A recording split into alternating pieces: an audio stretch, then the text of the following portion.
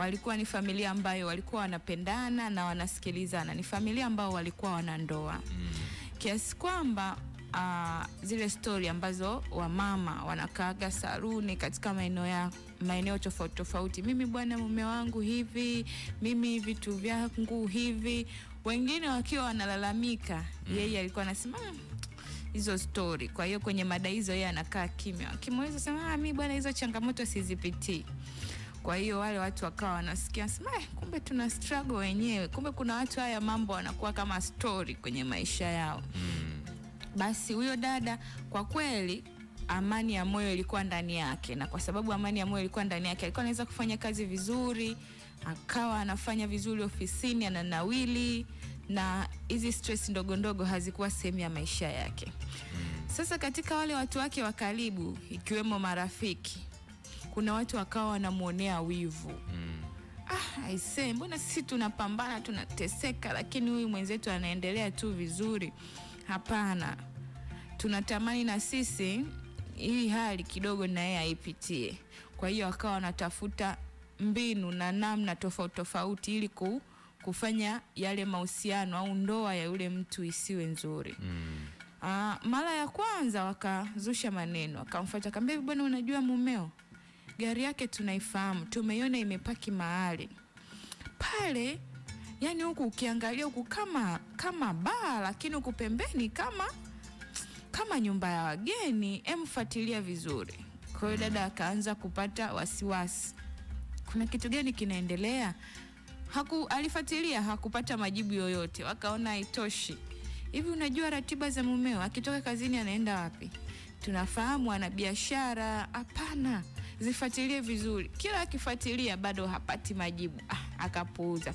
Sasa siku moja yule dada akapewa taarifa kwamba mumeo ana mahusiano na mtu mwingine, tumemuona mahali.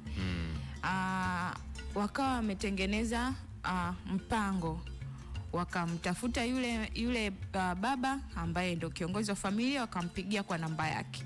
Kama bwana sisi tuna shida, tumeona unafanya biashara fulani na fulani, tunatamani tuje tufanye mazungumzo mambo ya uwekezaji. Kama unavyojua mambo ya biashara, mtu akikwambia mimi nataka kuja tufanye mambo ya biashara, mazungumzo ya uwekezaji, unafungua milango. Kwa hiyo tukutane wapi? Mimi ofisini kwako siwezi kuja, naomba nikuambie mahali tukutane. Sawa.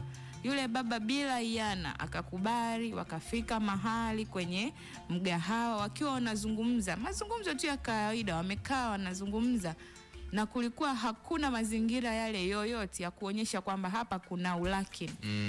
Akatokea mtu kwa mbali akapiga picha. Na wakachukua zile picha wakamtumia mkewe.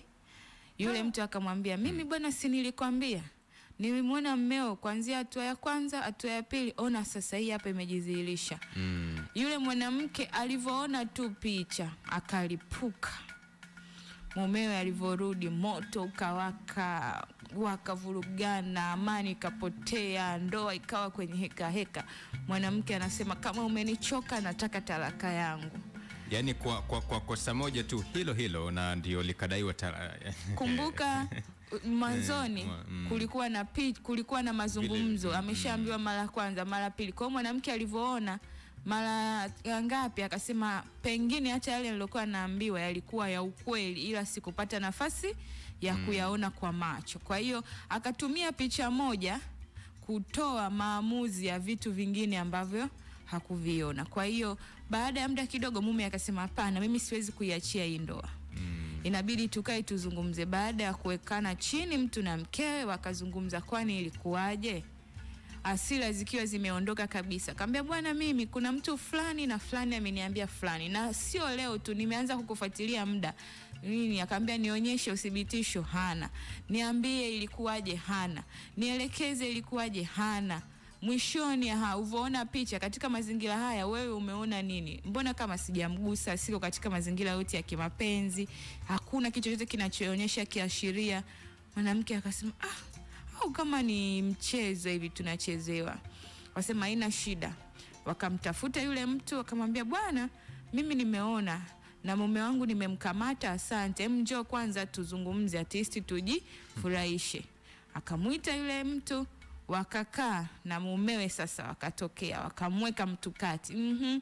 Changamoto nini? Baada ya kumbana sana, hana majibu, anatoa tu macho, nisameheni, mimi bwanadamu nimekosea, na vitu kama hivyo. Kwa hiyo katika motisha hii tunafundishwa, kwanza kabisa, ukipata nafasi ya kumwamini mtu, usivunje uaminifu bila sababu ya msingi. Watu wengi wanapata watu wema, wafanyabiashara wema, business partner wema, lakini kwa maneno ya watu wanatoa ule uaminifu. Usimwamini mtu wewe mwenyewe alafu mtu baki akaja kusababisha kuto kumwamini. Kwa hiyo wewe kwanza usije ukavunja uaminifu bila kuwa na sababu au uthibitisho wa kuona kwa macho. Lakini jambo la pili, tuwe makini na watu wetu wa karibu. Kila neno linalokuja kwenye maisha yako chuja, usibebe kila kitu. Wewe una akili na unaufahamu.